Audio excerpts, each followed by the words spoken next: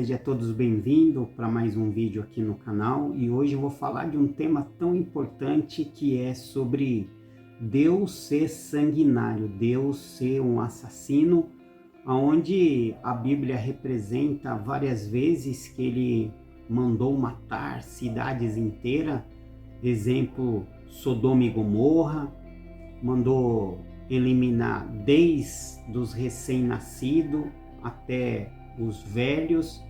E por que eu vim hoje falar sobre esse tema? Porque o meu canal ele ainda é pequeno, mas ele está alavancando aos poucos, e vários ateus entram aqui na minha plataforma e vêm com essas acusações, falando que se eu tivesse um pouquinho de conhecimento, jamais ficaria falando de um Deus tão sanguinário. Então o tema é: Deus é sanguinário? Deus mandou matar alguém? Deus mata alguém?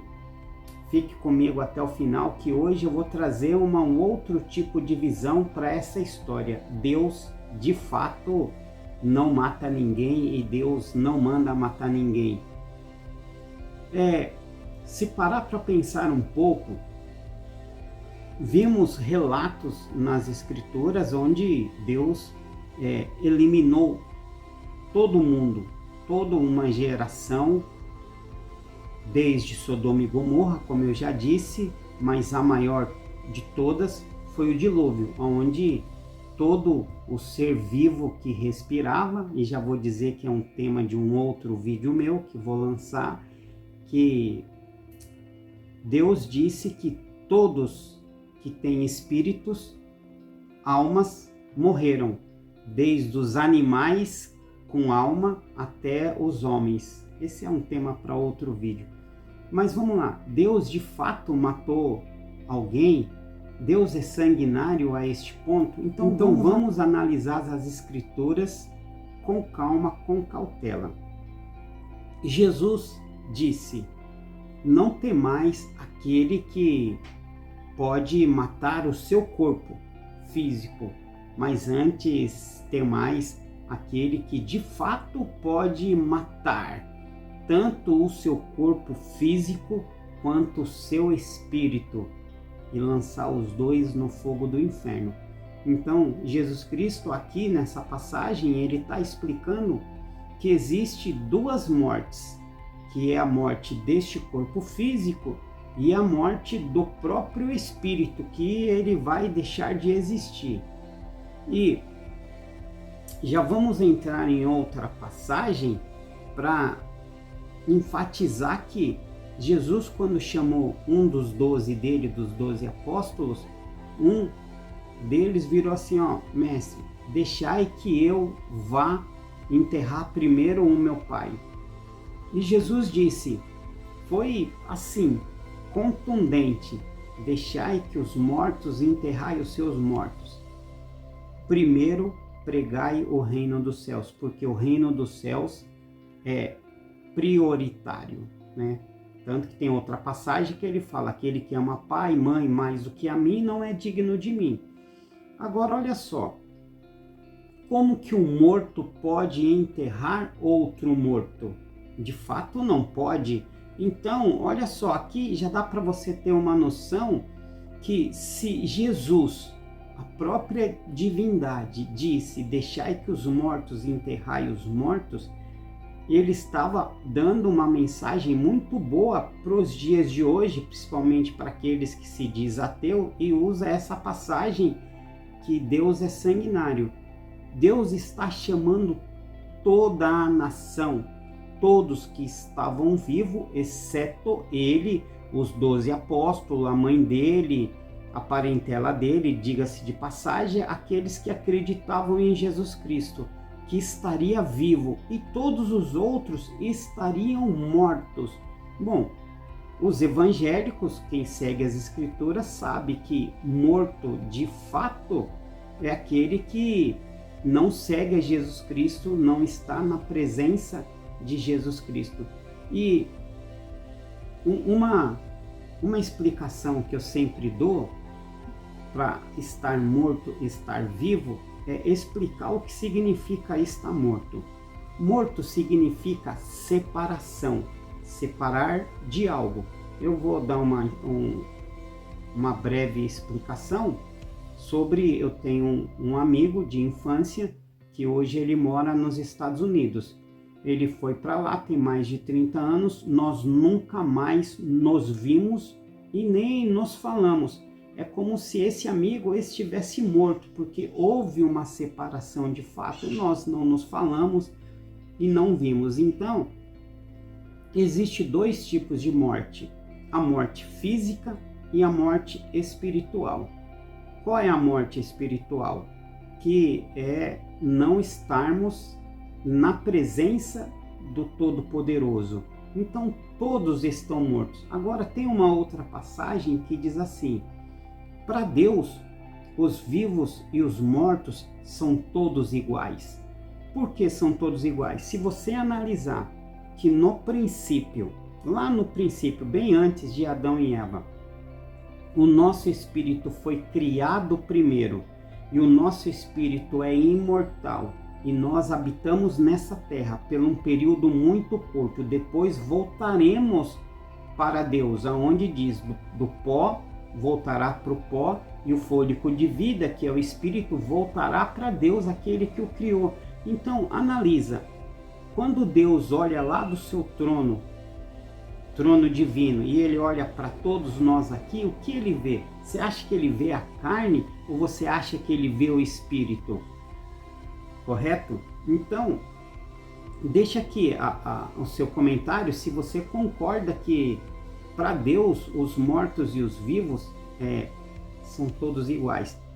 Mas por outro lado, tem alguns que dizem assim: se são todos iguais, por que a Bíblia disse que os mortos não sabem de fato que estão mortos?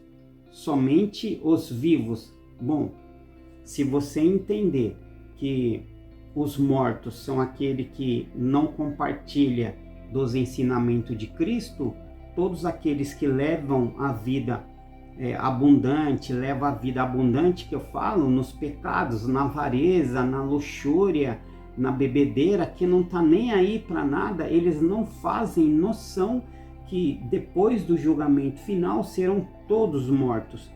Os mortos que não sabem que estão mortos são...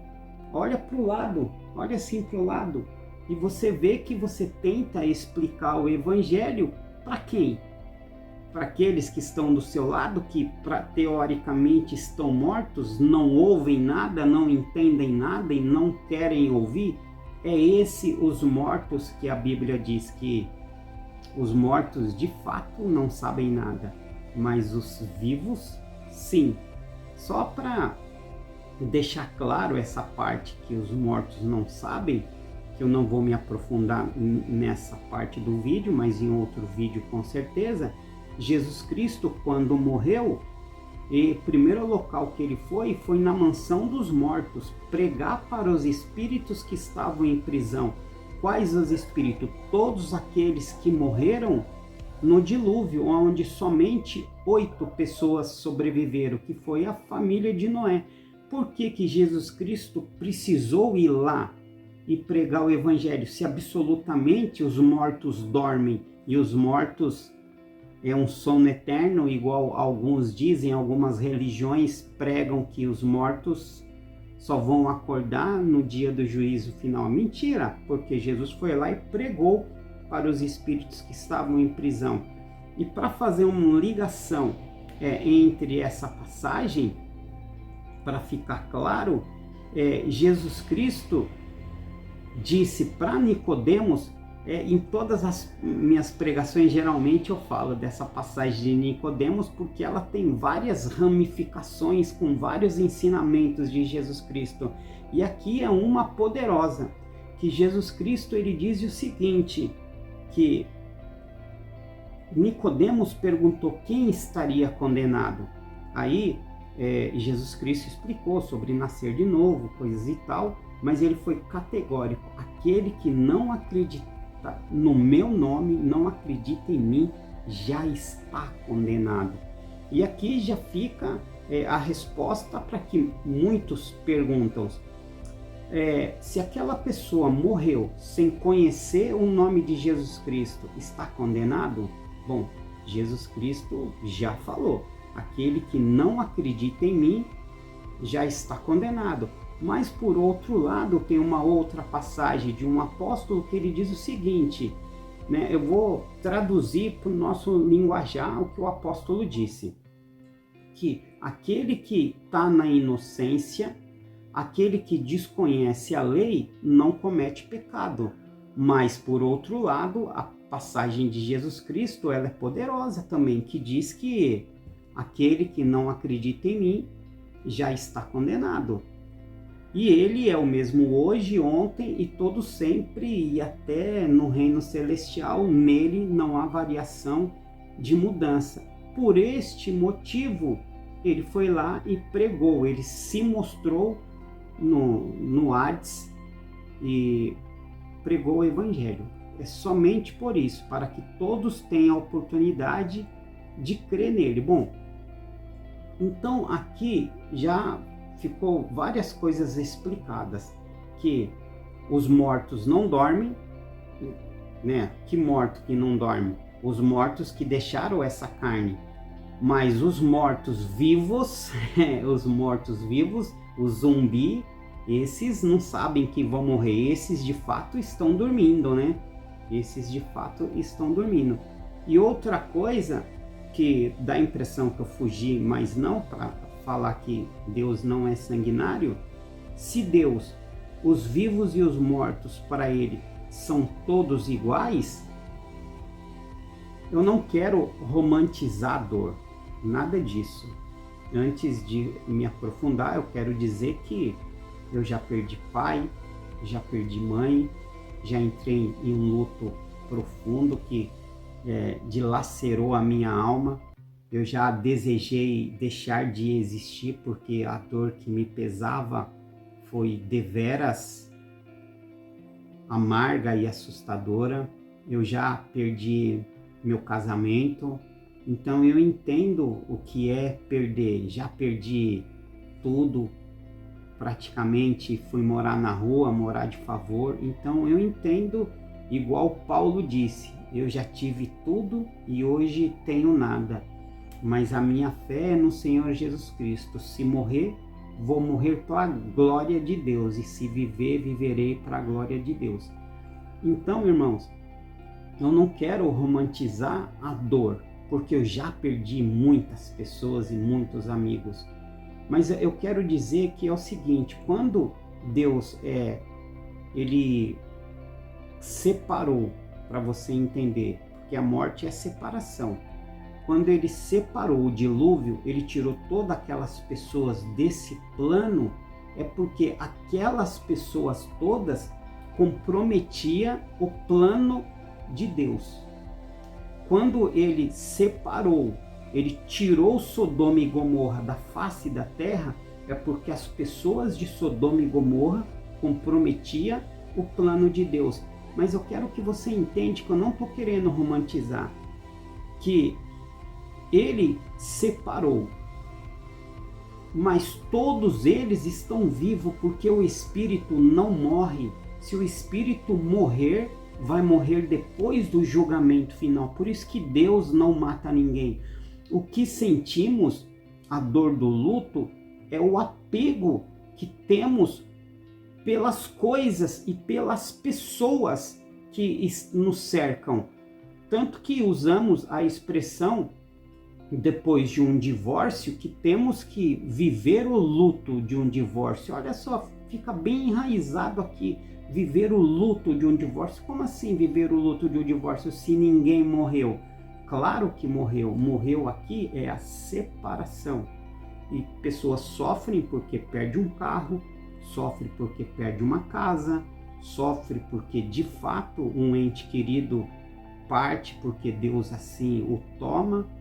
Então, irmãos, o que sentimos são as dores desta vida e as dores carnais. Ah, mas ela existe? Claro que ela existe. Como eu disse, eu não estou querendo romantizar, mas eu estou querendo explicar aqui nesse vídeo que pro cristão só existe uma vida, e essa vida é em Deus. E qual é a vida em Deus? É a vida espiritual. Por isso que Jesus disse: aquele que é nascido do Espírito é Espírito. Aquele que é nascido da carne é carne.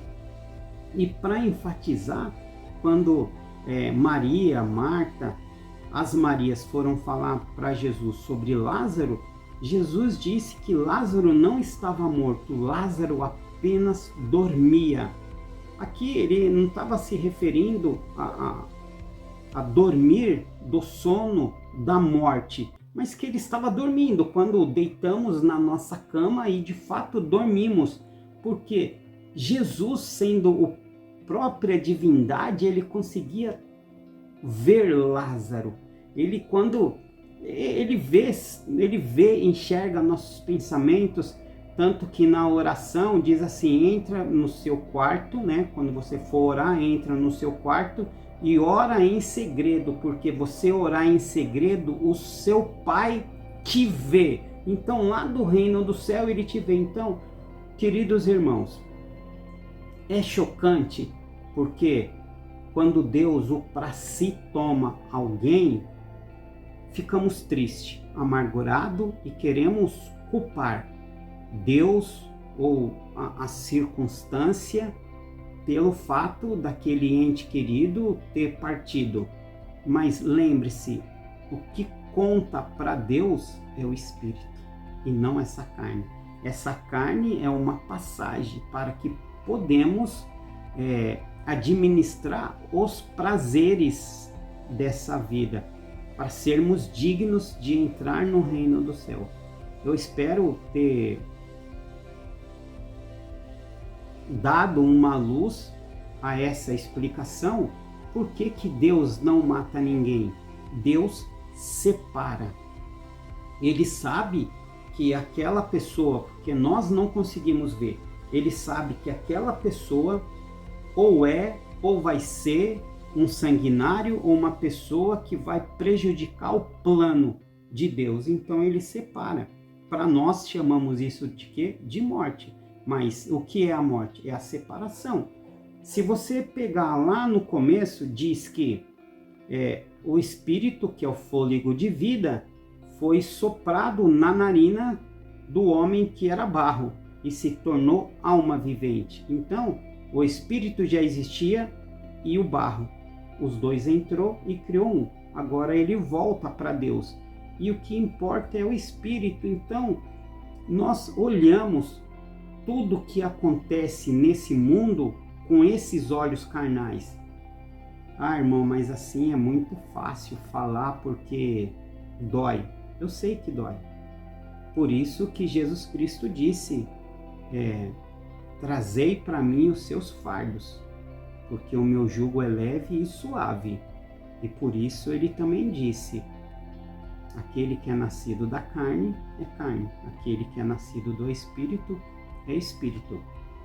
E para finalizar aqui, eu quero dizer o seguinte: aqueles que acreditam 100% em Jesus Cristo, quando alguém morre, se ele nasceu da carne, aquele que está vivendo o luto, não aquele que morreu, aquele que está vivendo o luto, se ele sabe, ele conhece os planos de Deus, ele tem convicção e ele analisou as escrituras sagradas, ele tem isso aqui como guia, ele sabe o que vai acontecer com o espírito das pessoas que morreram.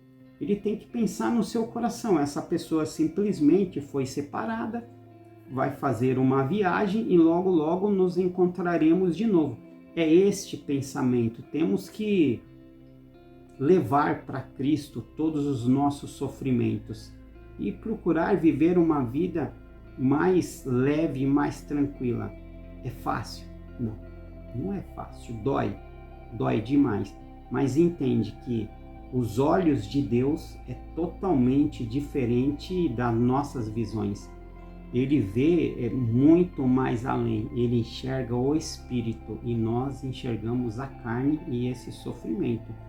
Por isso que tem pessoas que brigam, se matam numa briga de trânsito porque um arranhou a porta do carro do outro, porque não vê com os olhos espirituais, está muito apegado às coisas dessa vida.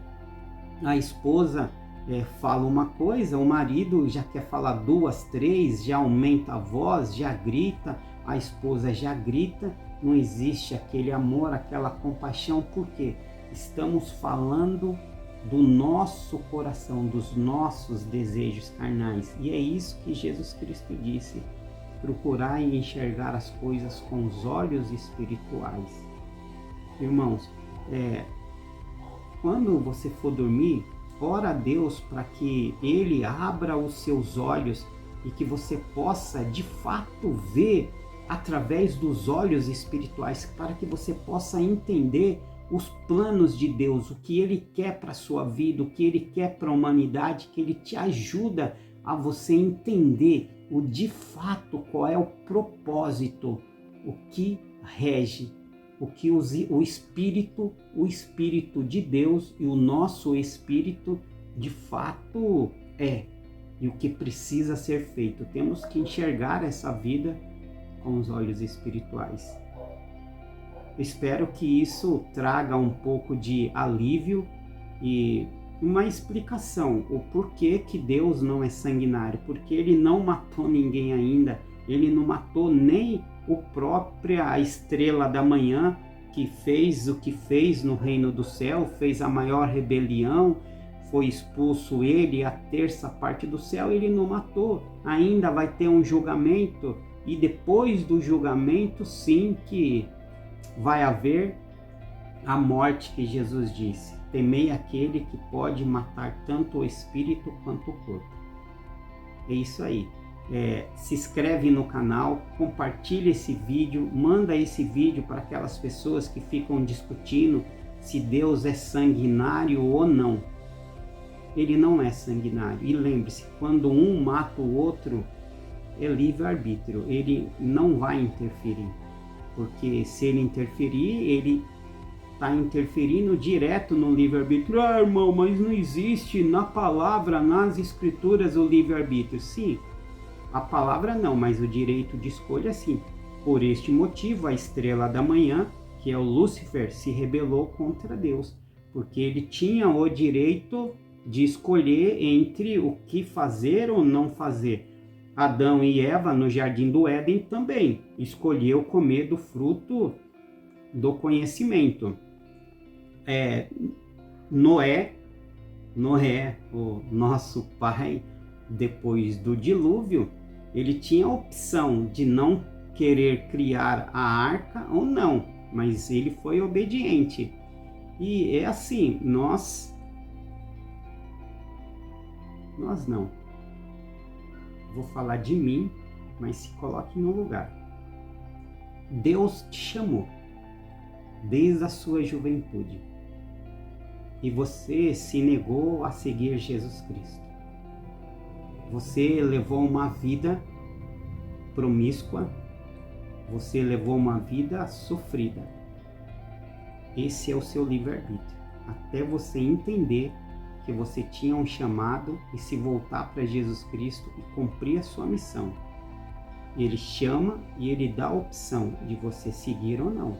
Mas enquanto você não se converter e voltar para o propósito que foi designado para você, nada vai dar certo.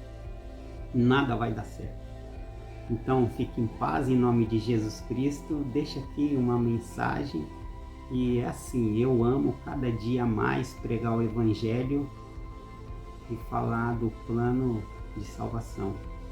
Embora esse canal não cresça na velocidade que eu gostaria, por quê? Porque aqui não é piada, showmício, fazendo marabales, show de luzes para convencer vocês do que é. Aqui eu procuro trazer realmente aquilo que as escrituras pregam.